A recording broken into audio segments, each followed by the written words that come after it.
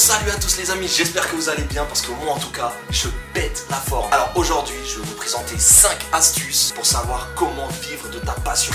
Très important. Avant toute chose, je me présente, Jim Winter. Si je vous fais cette vidéo, c'est simple, c'est parce que ça fait maintenant plus de 7 ans que je vis de la photographie et de la vidéo et ça s'est pas fait tout seul en un clic. Donc pendant toutes ces années de travail et d'évolution de mon carnet d'adresses, j'ai retenu quand même 5 astuces qui me paraissent personnellement essentielles si tu veux vivre de ta passion. Aujourd'hui, il y a énormément de soi-disant artistes ou personnes qui travaillent dans le milieu artistique. Je pense que vous en connaissez plus d'un, que ce soit des photographes, des make-up, des modèles, des ceci, des cela. Si t'es pas déjà 100% en accord avec toi-même dans ce milieu-là, je pense que personne va te prendre au sérieux.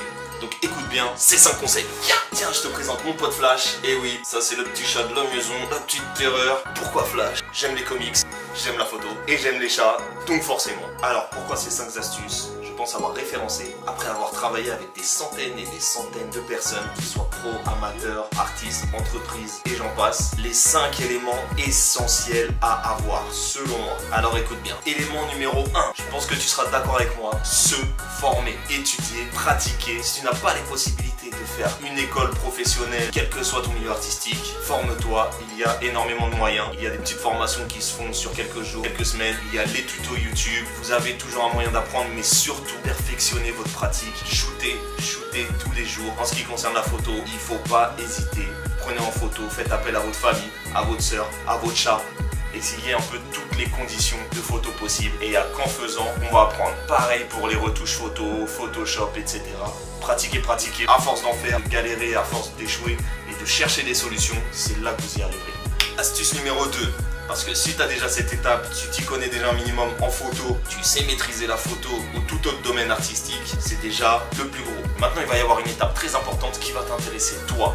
Ça va être le nerf de la guerre. Comment se faire payer? Alors attention, ne crois pas que ça va te tomber dans les mains si facilement. C'est pas parce que tu t'y connais en photo, tu vas être payé comme ça en claquant des doigts, en lançant une annonce sur Facebook. Les premières étapes vont être de faire tes propres photos, de te montrer ce que tu es capable de faire. Commence des premiers shootings non rémunérés, tu ne seras pas payé dès le départ, faut pas croire que ça va venir comme ça. Tu shootes, tu fais tes premières expériences, tu vois si les gens sont satisfaits. S'ils sont pas encore satisfaits, tu continues.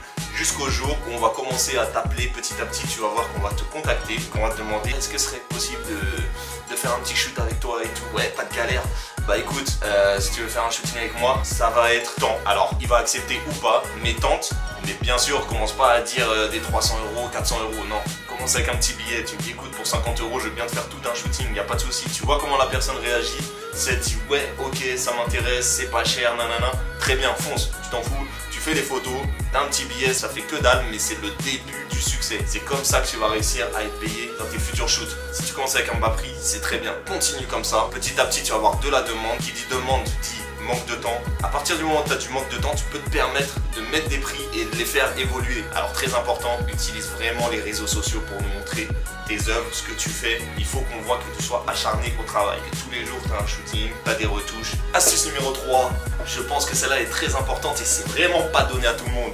Mais dans ce milieu-là, il faut vraiment être sympathique. Et ouais mon gars, c'est la relation avec le client, tu vois. Alors si t'es là, t'es quelqu'un qui est super bon, qui est ultra fort, mais tu tires la gueule, ou je sais pas, on n'a pas envie d'aller vers toi, ça va pas marcher, les gens vont pas vouloir refaire appel à toi. Donc même si t'as fait du bon travail, le fait que tu sois prétentieux, ou toujours énervé, ou trop absent, voilà, tu sois pas dans un bon mood, un bon état d'esprit, ça va pas le faire. Il faut que on sente une synergie entre toi et le client. Je dirais même c'est obligatoire. Parce que le client doit ressentir que tu es à l'écoute. Tu es présent pour lui, pour ses projets. Ok, on peut matcher, on peut travailler ensemble. Voilà, réfléchis. Si toi tu fais appel à quelqu'un, tu as envie qu'il te comprenne. Donc mets-toi toujours à la place du client. Et sans dire mon pote, t'es là pour travailler en synergie avec lui. C'est pas que ton regard, que ton délire. Je pense qu'il est d'accord. Si tu veux avoir un max de clients et surtout qu'ils soient fidèles, c'est-à-dire qu'ils te rappellent s'il y a d'autres événements et qu'ils te conseillent à d'autres, il faut que tu sois présent, de bonne humeur, toujours souriant. Parce que crois-moi, c'est le bouche à oreille qui va marcher le mieux par la suite. Pas les réseaux sociaux, pas ton frère et ta soeur qui va te mettre en contact avec quelqu'un. C'est le bouche à oreille. Et plus tu as de gens qui te recommandent, plus tu vas être booké tous les jours. Et crois-moi, c'est ce qui se passe. Tu vas être booké tous les jours. Donc pas besoin d'être le meilleur, pas besoin d'être le numéro 1.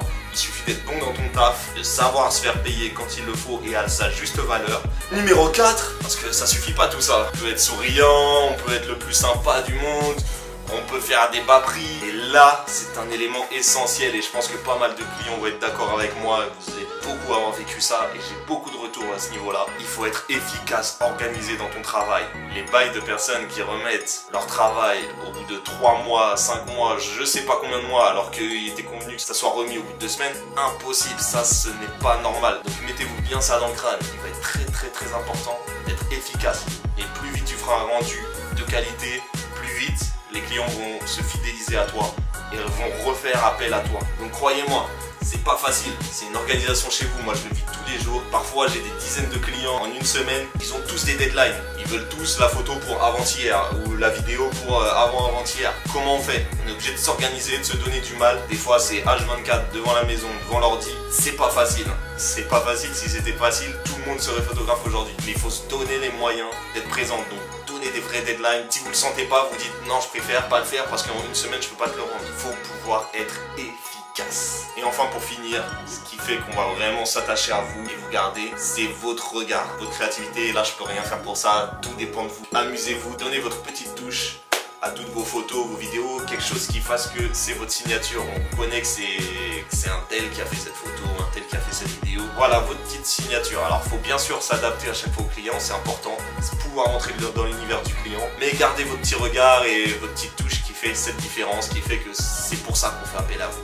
Et je pense qu'à partir de là les gars, si vous avez ces 5 astuces, croyez-moi, si vous ne trouvez pas de clients d'ici l'année prochaine, là je comprends pas. Donc maîtrisez toutes ces astuces, mettez-les en œuvre, dites-moi si ça marche ou pas, dites-moi si vous pensez que j'ai oublié des astuces essentielles pour pouvoir vivre de sa passion, mettez-les en commentaire, partagez ça. Bien sûr je suis ouvert, si vous avez la moindre question, quoi que ce soit, contactez-moi, partagez, commentez, je vous répondrai à tous et à toutes. Bah